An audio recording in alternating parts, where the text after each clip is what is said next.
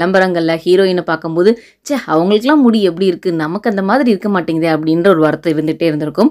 அந்த வருத்தத்தை இனி நீங்கள் தூர போட்டுடலாங்க. ஏன்னா சூப்பரான ஒரு ஹேர் ஸ்ட்ரைட்னிங் ஹோம் ரெமடியோடு தான் இன்றைக்கி நான் உங்களை மீட் பண்ணுறதுக்கு வந்திருக்கேன். வீடியோக்குள்ளே போகிறதுக்கு முன்னாடி சேனலை சப்ஸ்கிரைப் பண்ணாதவங்க சப்ஸ்கிரைப் பண்ணிக்கோங்க. பக்கத்தில் இருக்க பெல் ஐக்கானையும் ப்ரெஸ் பண்ண மறக்காதீங்க. Welcome to health and beautiful. ஒரு பர்ஃபெக்டான ஹேர் ஸ்ட்ரைட்னிங் ஹோம் ரெமடிஸோட தான் இன்றைக்கி நான் உங்களை மீட் பண்ணுறதுக்காக வந்திருக்கேன்.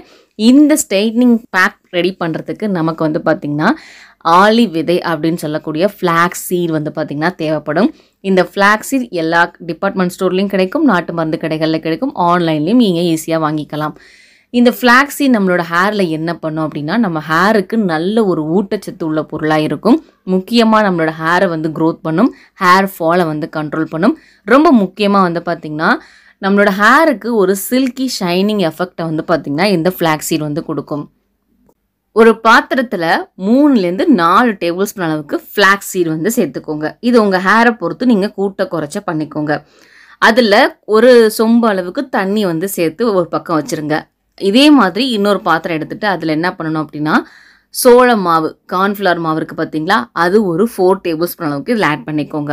இதுலேயும் ஒரு சொம்பு அளவுக்கு தண்ணியை ஊற்றி கட்டி இல்லாமல் நல்லா கரைச்சி ரெடி பண்ணி வச்சுக்கோங்க. இப்போது இந்த 2 இன்க்ரீடியன்ட் மட்டும்தான் பார்த்திங்கன்னா நமக்கு ஹேர் ஸ்ட்ரைட்னிங் பண்ணுறதுக்கு தேவைப்படும். இது ரெண்டையும் வச்சு நம்ம ஒரு பேக் மாதிரி ட்ரை பண்ண போகிறோம். அது எப்படி அப்படிங்கிறத பார்க்கலாம். ஃபர்ஸ்ட் இந்த ஃப்ளாக்ஸ் சீடில் வந்து பார்த்திங்கன்னா ஒமேகா 3 ஃபேட்டி ஆசிட் இருக்கிறனால நம்மளோட ஹேர் க்ரோத் வந்து பார்த்திங்கன்னா நல்ல சூப்பராக இருக்கும்.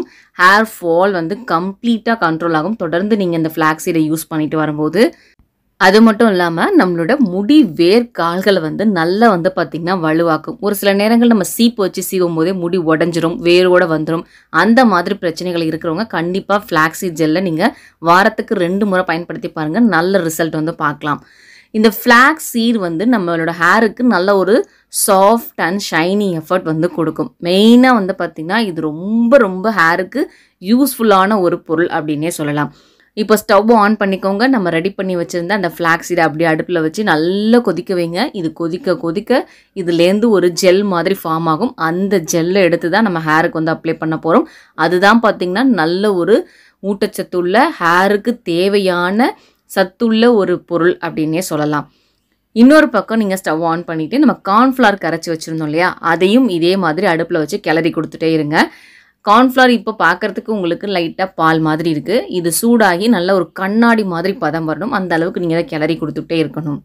நம்மள ஒரு சிலர் வந்து பார்த்திங்கன்னா ஷாம்பு போட்டு ஹேர் வாஷ் பண்ணதுக்கப்புறமா கண்டிஷ்னர் யூஸ் பண்ணுவீங்க. இனிமேல் நீங்கள் கண்டிஷ்னரும் யூஸ் பண்ண தேவையே இல்லை. அதுக்காக நீங்கள் பைசா செலவு பண்ணணும் அவசியமே இல்லை. இதே நீங்கள் கண்டிஷ்னர் கூட உங்கள் ஹேருக்கு வந்து யூஸ் பண்ணிக்கலாம். நல்ல பர்ஃபெக்டான ரிசல்ட் வந்து பார்த்திங்கன்னா உங்களுக்கு வந்து இந்த ஒரு பேக் வந்து கொடுக்கும். இப்போ பார்த்திங்கன்னா தெரியும், பால் வந்து பார்த்திங்கன்னா கொஞ்சம் கொஞ்சமாக திக்காக இருக்குது.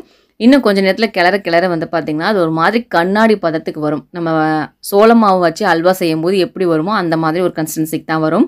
இப்போ பார்த்திங்களா அந்த ஒரு நிறத்துக்கு வந்துருச்சு. இந்த மாதிரி வந்ததுக்கப்புறமா நல்லா திக்காகணும். நல்லா கைவிடாமல் கிளறி கொடுக்கணும். இல்லை அப்படின்னு வச்சுக்கோங்களேன், இது அங்கங்கே கட்டி கட்டி ஆயிரும். கைவிடாமல் கிளறிங்க அப்படின்னா தான் நல்ல ஒரு ஸ்மூத் பேஸ்ட்டாக வந்து உங்களுக்கு கிடைக்கும். இப்போ பாருங்கள், ஃப்ளாக்ஸ் சீட்லேருந்து கொதிச்சதுக்கப்புறமா ஜெல் மட்டும் மேலே அப்படியே கலெக்ட் ஆகிருக்கு. இந்த சமயத்தில் நீங்கள் ஸ்டவ் ஆஃப் பண்ணிடுங்க. அதே மாதிரி நம்ம கார்ன்ஃப்ளவர் ஒரு பக்கம் ரெடி பண்ணிட்டு இருந்தோம் இல்லையா, அதுவும் வந்து பார்த்திங்கன்னா ஒரு லிக்விட் ஜெல்லி கன்சிஸ்டன்சிக்கு வந்து வந்துருச்சு. இதையும் நம்ம ஆஃப் பண்ணிவிட்டு கொஞ்சம் போல் ஆற வச்சுக்கலாம். ஆறினதுக்கப்புறமா நம்ம என்ன ப்ராசஸ் பண்ணணும் அப்படின்னு சொல்லி பார்க்கலாம். நம்ம கார்ன்ஃப்ளவர் மாவு வந்து ரெடி பண்ணி ஆற வச்சுருந்தோம் இல்லையா, இப்போ வந்து பார்த்திங்கன்னா இது நல்லாவே கூல் ஆகிடுச்சு. சூடு சுத்தமாக இல்லை. இது கொஞ்சம் இப்போ திக்கான கன்சிஸ்டன்சிக்கு இருக்க மாதிரி இருக்கும். இது கூட வந்து பார்த்திங்கன்னா நம்ம இன்னொரு பாத்திரத்தில் ரெடி பண்ணி வச்சுருந்தா அந்த ஃப்ளாக்ஸ் சீடோட ஜெல் இருக்கு இல்லையா, அதை வந்து இதில் வந்து சேர்க்க போகிறோம்.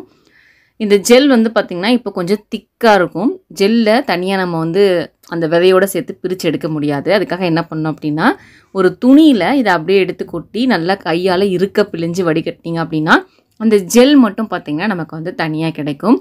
நீங்கள் வடிகட்டினீங்க அப்படின்னா உங்களுக்கு அந்த அளவுக்கு ஜெல் வரவே வராது. ஒரு துணியை யூஸ் பண்ணி வடிகட்டி பாருங்கள், கரெக்டாக வந்து அந்த ஜெல் மட்டும் தனியாக வந்துடும்.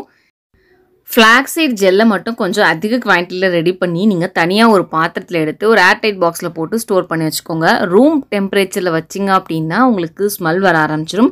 ஃப்ரிட்ஜில் ஸ்டோர் பண்ணிங்க அப்படின்னா ஒரு 1 வீக் வச்சு நீங்கள் யூஸ் பண்ணிக்கலாம். இந்த ஜெல் எதுக்கெல்லாம் நீங்கள் பயன்படுத்தலாம்னா உங்களோட ஃபேஸ்க்காக இருக்கட்டும், ஹேருக்கு எதுக்குனாலும் நீங்கள் வந்து பயன்படுத்தலாம். நார்மலாக ஹேர் வாஷ் பண்ணும்போது இந்த ஜெல்லை அப்ளை பண்ணி ஒரு 20 மினிட்ஸ் பக்கம் வச்சுருந்துட்டு அதுக்கப்புறமா ஹேர் வாஷ் பண்ணிங்க அப்படின்னா ஹேர் வந்து பார்த்திங்கன்னா நல்லா ஃபாஸ்ட்டாக க்ரோத் ஆகும். ஹேரில் வரக்கூடிய நிறைய பிரச்சனைகள் வந்து பார்த்திங்கன்னா சரி பண்ணி கொடுக்கும். இந்த ஜெல்லில் அவ்வளோ சத்து வந்து பார்த்திங்கன்னா இருக்குது. உங்ககிட்ட ரொம்பவே முக்கியமான ஒரு விஷயம் ஷேர் பண்ணணும். இந்த ரெமடி நீங்கள் அப்ளை பண்ணுறதுக்கு முன்னாடி உங்களோட ஹேரில் வந்து பார்த்தீங்கன்னா ஆயில் இருந்தது அப்படின்னா இதில் ஆயில் சேர்க்க வேணாம். சப்போஸ் நீங்கள் ட்ரை ஹேரோட யூஸ் பண்ண போகிறீங்க அப்படின்னா இதில் 1 table spoon 2 table spoon oil சேர்த்துட்டு நல்லா மிக்ஸ் பண்ணி அதுக்கப்புறமா ஹேரில் வந்து அப்ளை பண்ணுங்கள். என்ன ஆயில் வேணாலும் நீங்கள் வந்து இதில் சேர்த்துக்கலாம். கோகோனட் ஆயில், கேஸ்டர் ஆயில், விளக்கெண்ணெய், இந்த மாதிரி எந்த ஆயில்னாலும் நீங்கள் சேர்த்து வந்து பார்த்திங்கன்னா ரெடி பண்ணி உங்களோட ஹேரில் வந்து அப்ளை பண்ணிக்கலாம். இப்போ நான் ரெண்டையும் சேர்த்து நல்லா வந்து பார்த்திங்கன்னா பீட் பண்ணி எடுத்துட்டேன். இப்போ சூப்பராக ஒரு கண்டிஷ்னர் மாதிரி வந்து பார்த்திங்கன்னா இது ரெடி ஆகிடுச்சு. இதை அப்படியே எடுத்து நம்மளோட ஹேரில் வந்து அப்ளை பண்ணுங்கள். உங்களோட ஹோல் முடி ஃபுல்லாக இருக்கிற மாதிரி அப்ளை பண்ணிக்கோங்க. முடியோட ஸ்டார்டிங்லேருந்து முடியோட எண்டு போர்ஷன் வரைக்கும் நீங்கள் அப்ளை பண்ணணும். இதே மாதிரி உங்கள் ஹேர் ஃபுல்லாக இருக்க மாதிரி கவர் பண்ணிவிட்டு அப்படியே டைட்டாக ஒரு கொண்டை மாதிரி போட்டு ஒரு 20லேருந்து 30 மினிட்ஸ் பக்கம் அப்படியே விட்டுடுங்க. அதுக்கப்புறமா நார்மலாக நீங்கள் என்ன ஷாம்பூ ஷியக்கா போட்டு வாஷ் பண்ணுவீங்களோ அந்த மாதிரி வாஷ் பண்ணிட்டு வந்துடலாம். இந்த ஸ்டெப்பை ஃபாலோ பண்ணாலே ஃபர்ஸ்ட் டைம்லேயே வந்து பார்த்திங்கன்னா உங்களோட ஹேர் வந்து நல்ல ஸ்ட்ரைட்டன் ஆகும். சூப்பரான ஹோம் ரெமடி தான். இது பண்ணுறதுக்கு அதிகப்படியான இன்க்ரீடியன்ட் எதுவுமே தேவையில்லை. ஆனால் எஃபெக்டிவான ரிசல்ட் வந்து பார்த்திங்கன்னா இந்த 2 இன்க்ரீடியன்ட்லேயும் உங்களால் பார்க்க முடியும். ஸோ மிஸ் பண்ணாமல் நீங்கள் ட்ரை பண்ணி பாருங்கள். இன்னைக்கு நீங்கள் பார்த்த இந்த ஒரு ஹோம் ரெமடி நிச்சயம் உங்களுக்கு ஹெல்ப்ஃபுல்லாக இருக்கும்னு நினைக்கிறேன். நீங்கள் ட்ரை பண்ணி பாருங்கள். ட்ரை பண்ணி பார்த்துட்டு எப்படி இருந்தது அப்படிங்கிறத கீழே கமெண்ட்டில் சொல்ல மறக்காதீங்க. இந்த வீடியோ உங்களுக்கு யூஸ்ஃபுல்லாக இருந்தால் லைக் பண்ணுங்கள். உங்கள் ஃப்ரெண்ட்ஸ் யாருக்காவது தேவைப்பட்டது அப்படின்னா மறக்காமல் அவங்களுக்கு ஷேர் பண்ணுங்கள். நெக்ஸ்ட் வீடியோவில் பார்க்கலாம்.